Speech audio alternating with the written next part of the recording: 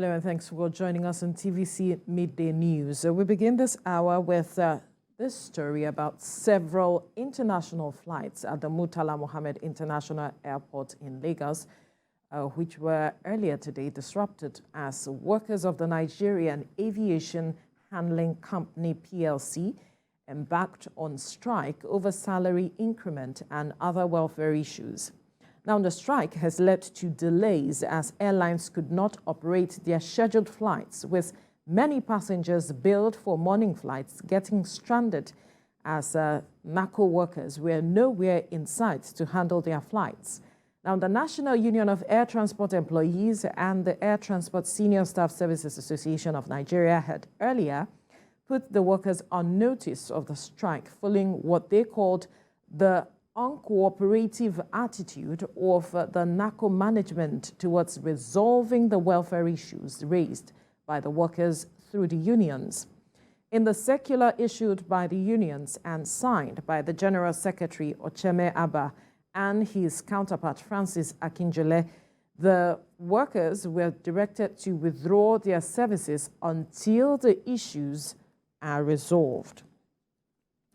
Well, joining us is Wole Shadare. He is an aviation editor and analyst, and he joins us live for more insight on the strike by NACO staff. Thank you for joining us on the news. One would wonder that on a day where the president is visiting Lagos, we are having this kind of incident at the airport. What are your impressions?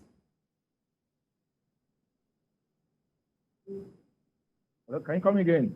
I can hear you very well. Right. Can you hear me now? Yes, Right. I said on a day where I can hear you now. On a day where the president is visiting Lagos State at that same Murtala Mohammed International Airport, we are having this kind of a situation. What are your impressions of the timing and how these people are going about this strike? Thank you very much.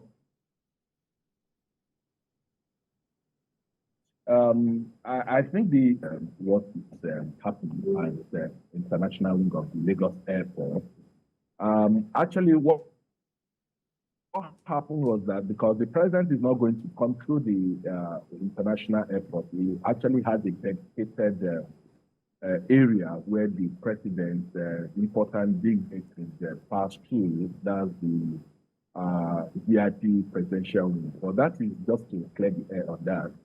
This morning, we woke up to the calls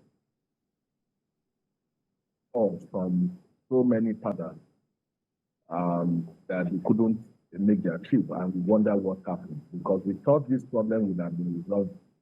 But it was an internal problem between NACO workers and the management, which also necessitated a meeting between the airlines that we handle.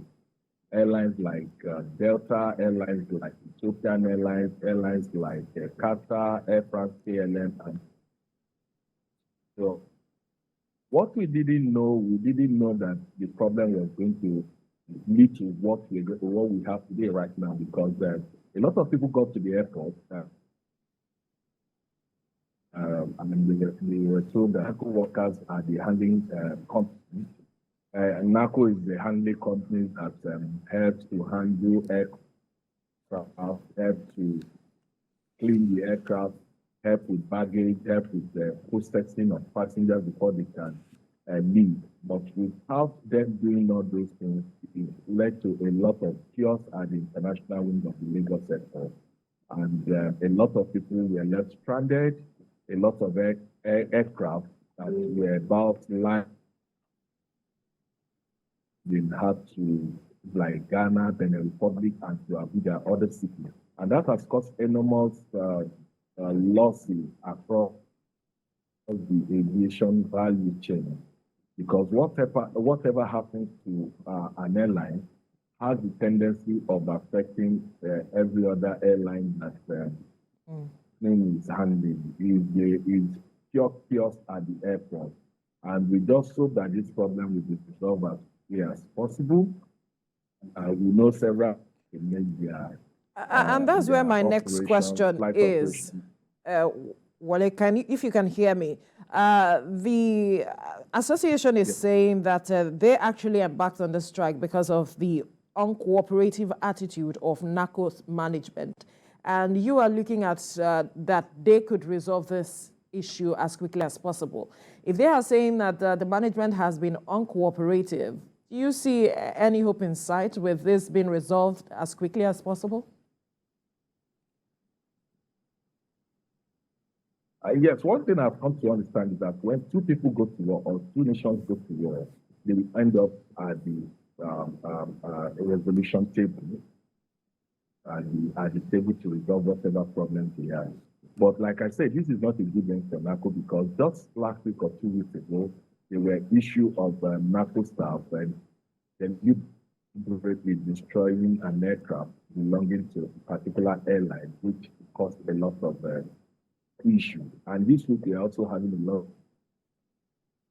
of issues concerning that company. I think the management, what they need to do, they shouldn't even have allowed it to degenerate to this level because we cannot quantify the losses across losses to airlines, losses to passengers, losses to all the value chains in the aviation industry. So for this area, for this issue to have lingered for so long, I believe that the management ought to have resolved this thing. And if they are, it means the management must be held accountable. In a good environment, NACO should be paying for this damage because we really can't quantify it.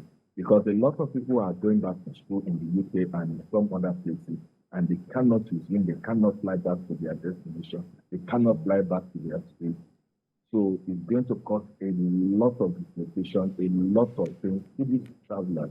So they shouldn't have allowed this to happen. Aviation is a serious business. Aviation should not be handled with levity. We actually can, like I said, we really can quantify the losses until they begin to take stock of what is happening. All right, we'll have to leave the conversation here now, but we must thank you, aviation editor and analyst Wole Shadare, for your time on the news.